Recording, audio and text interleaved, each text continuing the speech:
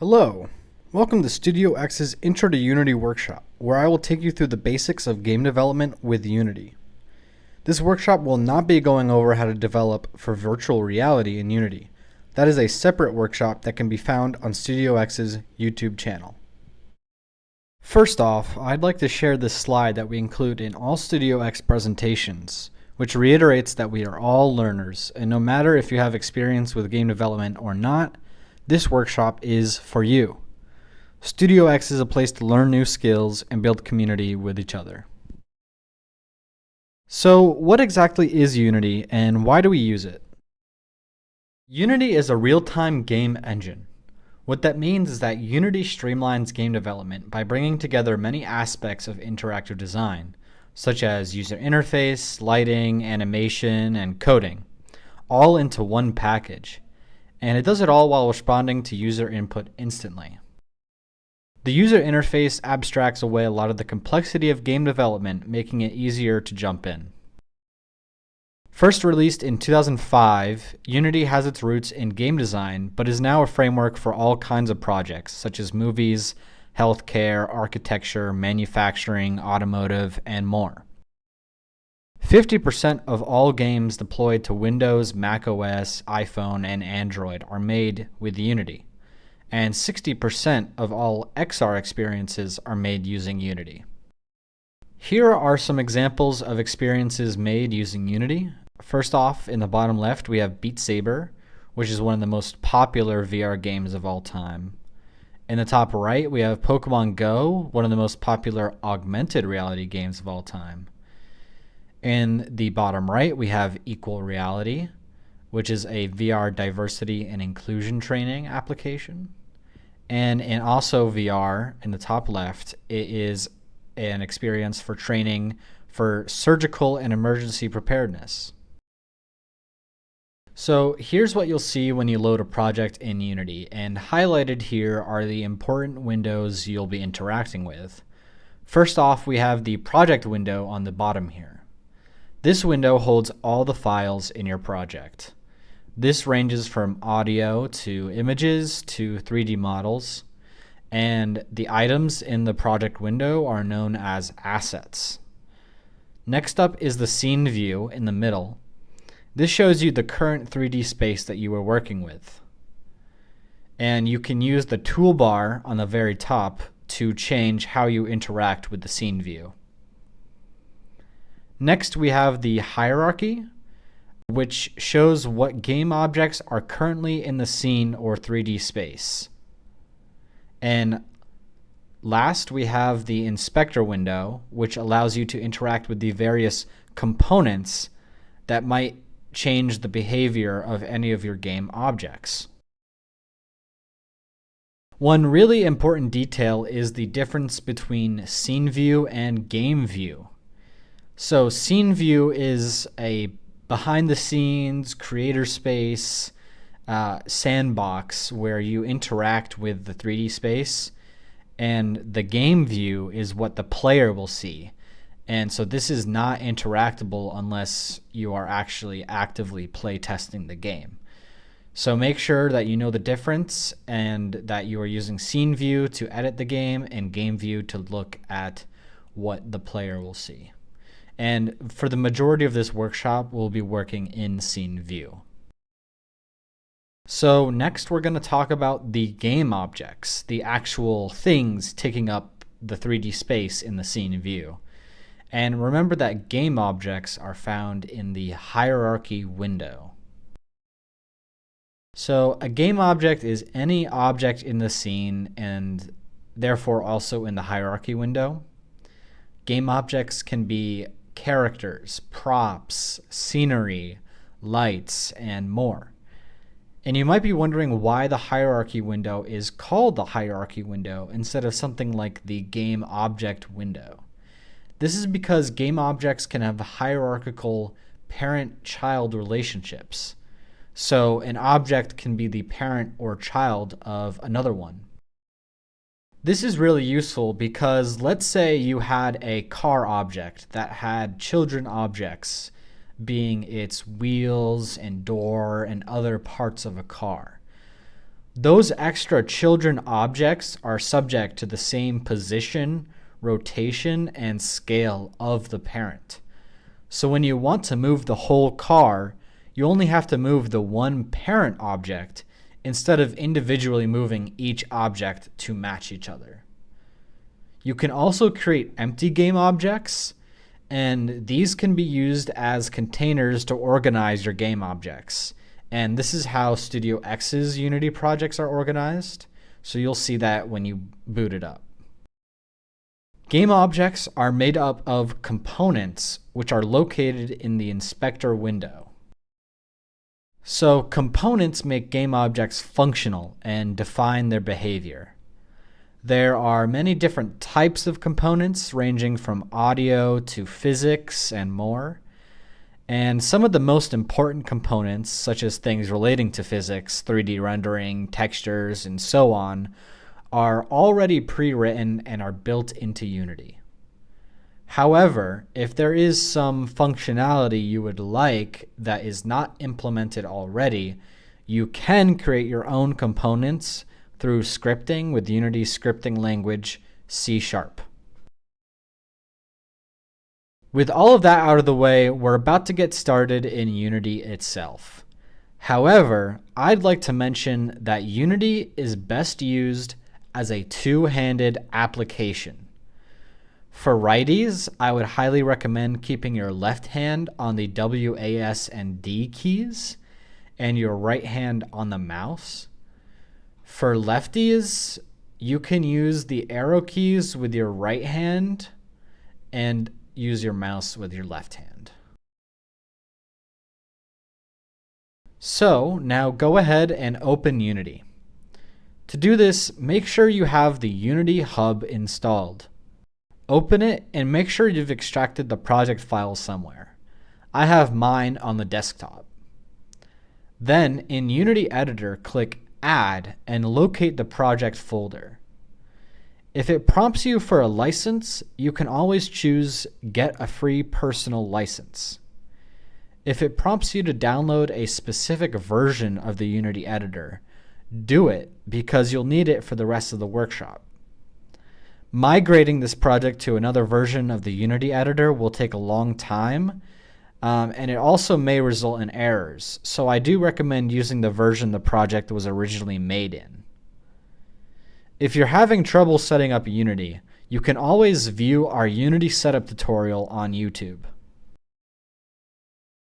Once you get into the Unity editor, I want you to start moving around the scene and try to look for the three ground buoys in the scene view. This is practice for you so you get used to the controls of Unity. You can move around by holding right-click and pressing the WASD keys. Alternatively, you can also use the arrow keys to move in the same way. However, when using the arrow keys, you don't need to hold down the right-click. To rotate your view, you can hold right-click and drag your mouse. To move up and down, you can hold right-click and press E for moving up and Q for moving down.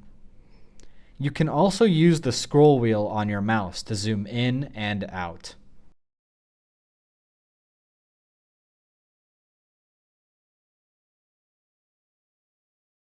Now that you have the basics of movement down, let's talk about play mode.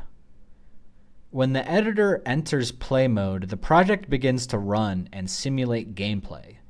You can toggle play mode by clicking the play button above the scene view. A really useful feature of play mode is that you can actually edit game objects while play mode is on. Being able to manipulate objects during gameplay is useful for debugging. However, please note that any changes made to game objects when in play mode are not retained. As soon as you exit play mode, the changes you made will be reverted back to before you ever entered play mode. There is also the setting called the play mode tint. This tints the screen any color you like when play mode is active. This is designed to remind you that you are in play mode. You can reach this setting by heading to Edit, then Preferences, then Color.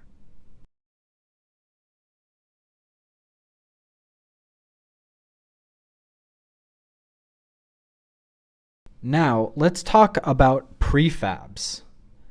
Prefabs are saved game objects intended for reuse.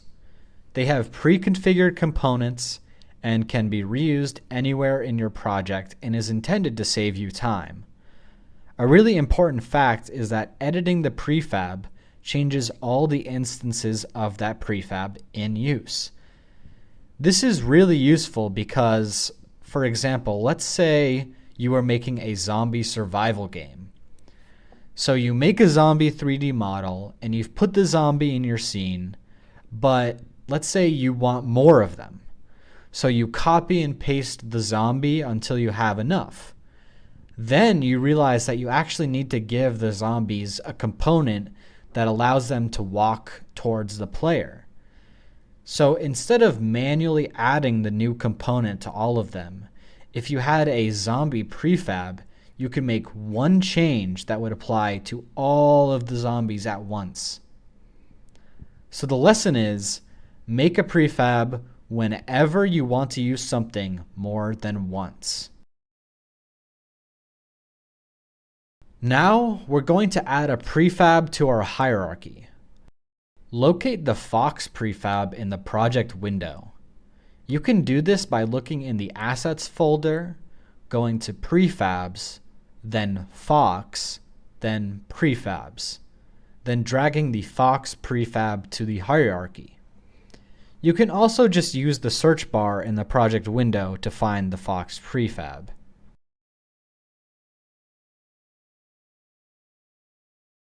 Now that the Fox is in our scene, we can use the tools in the toolbar to change its position, rotation, and scale. To change the position, you can use the Move tool and drag any of the 3 arrows to change its position in any of the 3 axes, X, Y, and Z. To change the rotation, you can use the Rotate tool and drag any of the circles to rotate on that axis. To change the scale, you can use the Scale tool. To uniformly scale on all 3 axes, you can drag the gray cube in the middle. However, you can also scale on individual axes by dragging any of the colored boxes.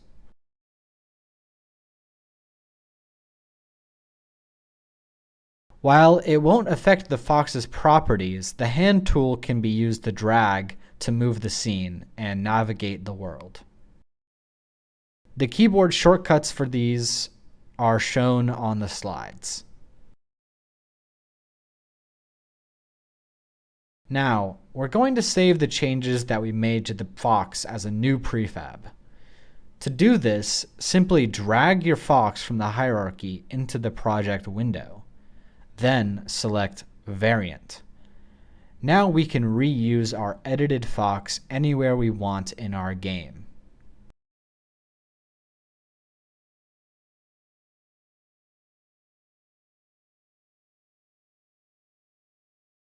Remember how there are 2 view modes, Scene View and Game View? Well, the angle that Game View uses is determined by the camera game object in your hierarchy, which is listed as Main Camera.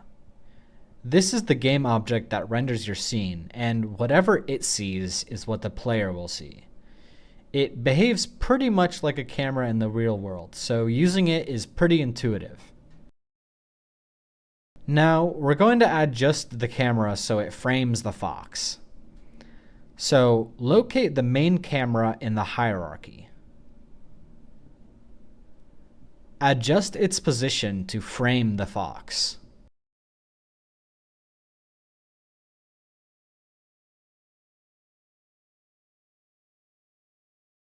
Once you adjust it accordingly, click the play button to run the game and make sure that the camera is working. After that, you can click the play button again to stop the game.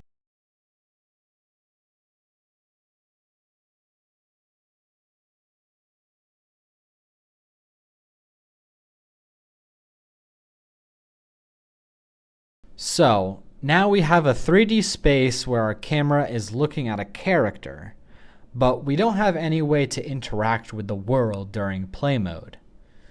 To do this, we need scripting. What scripting allows us to do is make custom components for game objects, telling them how to behave. These are written in C#, and you can create public variables that are editable in the Unity editor. So you don't have to keep modifying the source code each time you want to change a value. Now we can add our own custom script to the Fox so we can move around in the game. First, position the camera behind the Fox for a third-person view.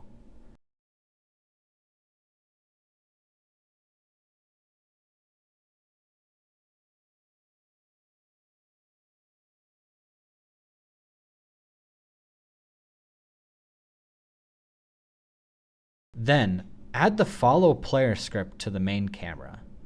To do this, select the main camera, scroll down in the inspector window, and click Add Component. Then, search for the follow player script and click Enter once you find it. Make sure you add the Fox game object into the player field on the follow player component. You can do this by selecting the main camera, then dragging the Fox game object into the player field. You can also click the little circle in the player field and search for your Fox game object.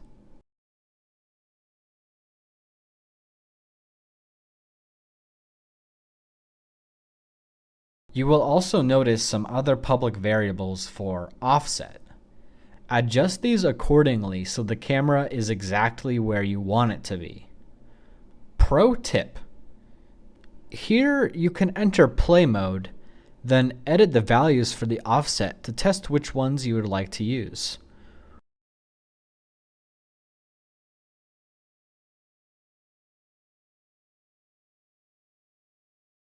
Remember those values, exit play mode, and then enter them back in, because remember, changes made during play mode are not kept. Now we can add the player controller script to the Fox. Select the Fox,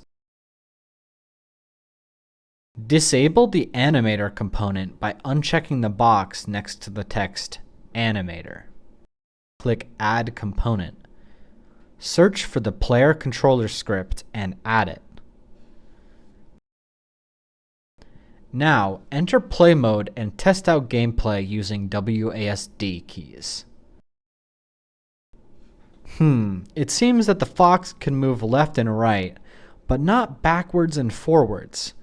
So let's take a look at the code to see what's wrong. To edit the code for a script, you can double-click the script in the inspector window, and your editor of choice should open. The default one is usually Microsoft Visual Studio. I recommend using this editor because it will have correct syntax highlighting and autofill right out of the box, no configuration needed. However, you can also configure an editor like Visual Studio Code to have similar features. Looks like the code to make the Fox move backwards and forwards is missing. Pause this video and give it a try. And if you're stuck, I'll show you the solution in 3 seconds. The solution is to first make a new private variable called vertical input to complement our horizontal input variable. Next, we're going to set vertical input to the player's vertical input.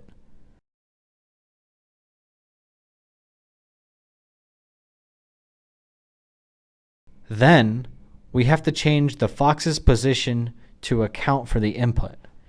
This is done by using the Fox's transform component, which is accessible to the script. Next, all we need to do is translate, or move, the Fox based on the current input and the set speed.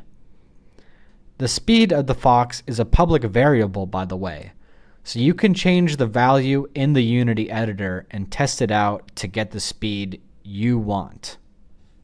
Now test out the script by entering play mode and see if it works.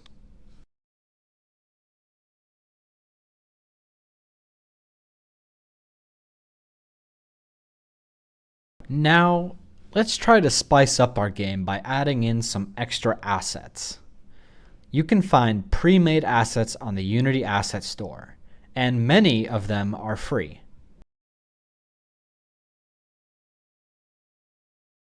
Search for the Unity Asset Store in your search engine of choice. Then click on the Unity Asset Store. Then click 3D and scroll down until you see Pricing and check Free Assets. Then select an asset pack that you would like to add to your game. I decided to go with these animals here.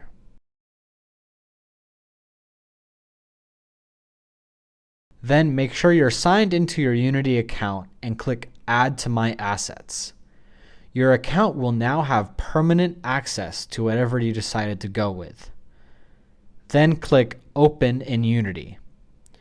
Unity should then pop up with a window where you can select your free asset and download it.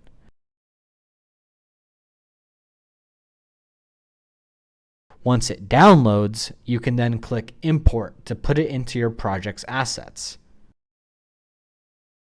Done. Look for prefabs and start dragging them into your scene or hierarchy.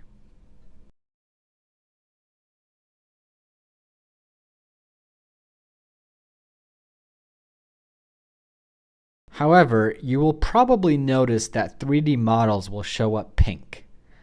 This is because we need to upgrade the render pipeline to adjust for the new assets.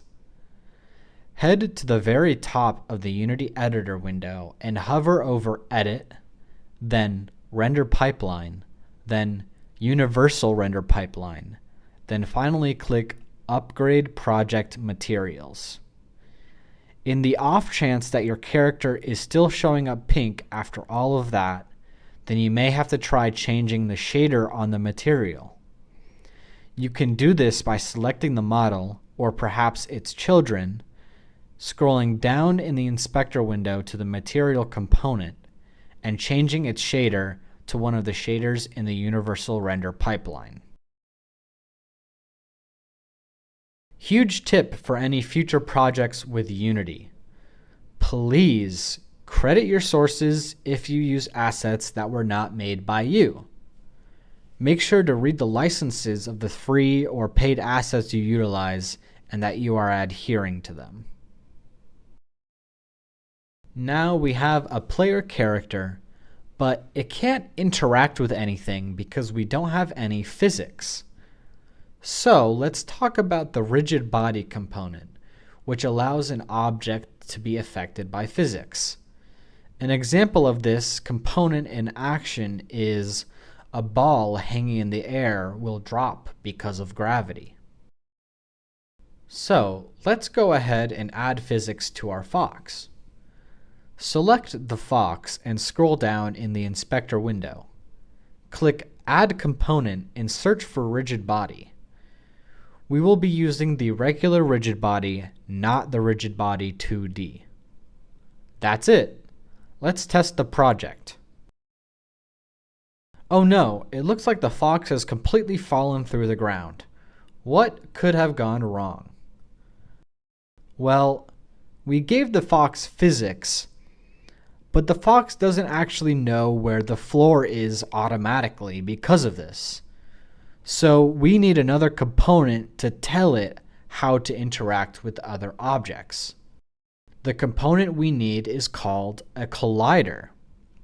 Simply put, a collider is a component that detects collisions with other objects that have colliders. There are many different types of colliders that are meant for different use cases, and all of them are built right into Unity. Shown here are the box, sphere, and capsule colliders, which provide fast and simple collision detection. However, in certain cases, you may need to use a mesh collider, which is more taxing on the computer running the game, but offers a one-to-one mesh and collider synchronization. To stop the fox from falling through the ground, we need to give it a collider. Select the fox in the hierarchy and scroll down in the inspector window. click Add a Component, and for now, we're going to give it a box collider for the sake of simplicity. Now, we need to edit the collider to make sure that it is correctly shaped. In the inspector window, click the button next to Edit Collider. You should see a box wireframe appear over your Fox, but it doesn't look quite right. You can click and drag the small green squares to adjust the collider so it fits the Fox properly. Make sure to look around the Fox at different angles to ensure that the collider is correct.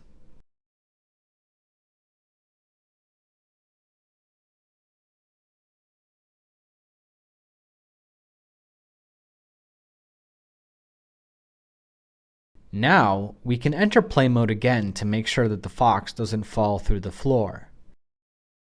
And sure enough, it doesn't.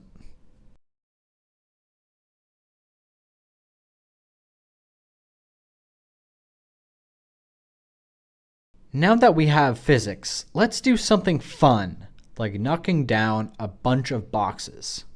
To do this, we're going to need some cubes. To get your cube ready, you can right-click an empty space in the hierarchy and hover over 3D Object. Then click Cube. Now you have a new cube in your project. However, you might not be able to see it just yet, and we want to make sure we know where it is. Select the cube and head over to its transform component in the inspector window. You can then click on the three dots and click Reset.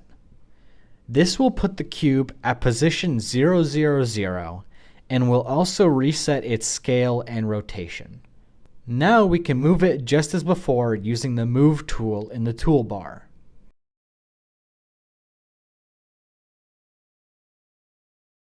So we have a cube, but now we need to make sure that it can interact with physics. To do this, we need a rigid body component. Go ahead and add a rigid body component to the box in the inspector window. The cube should automatically have a collider on it already, but if it doesn't, it will need that as well. Now that we have our cube set up, we can duplicate it by selecting it in the hierarchy and pressing Ctrl D. Then move it to the desired position.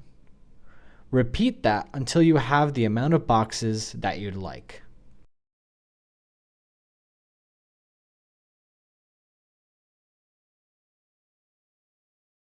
Now, enter play mode and test knocking into the boxes.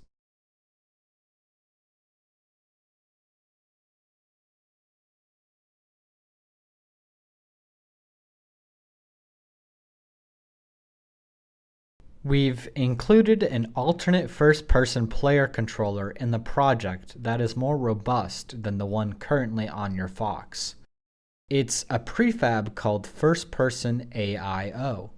You can find it in Assets, then Prefabs, then Player Controller. Simply drag it into the hierarchy. Next, we'll disable the main camera since we won't be using it anymore.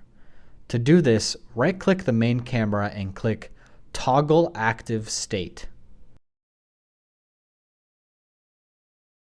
Next, we will disable the player controller component on the Fox so it doesn't interfere with our new controller.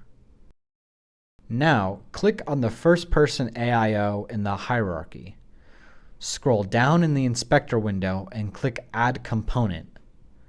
Search for Primitive Placer and add it. This will allow us to place primitive objects such as cubes and spheres during play mode. Go through the first-person AIO's children until you find the player camera object. Click and drag this into the Primitive Placer's empty field. Now, enter play mode and test it out. You can place primitive shapes by pressing O, P, and C on your keyboard.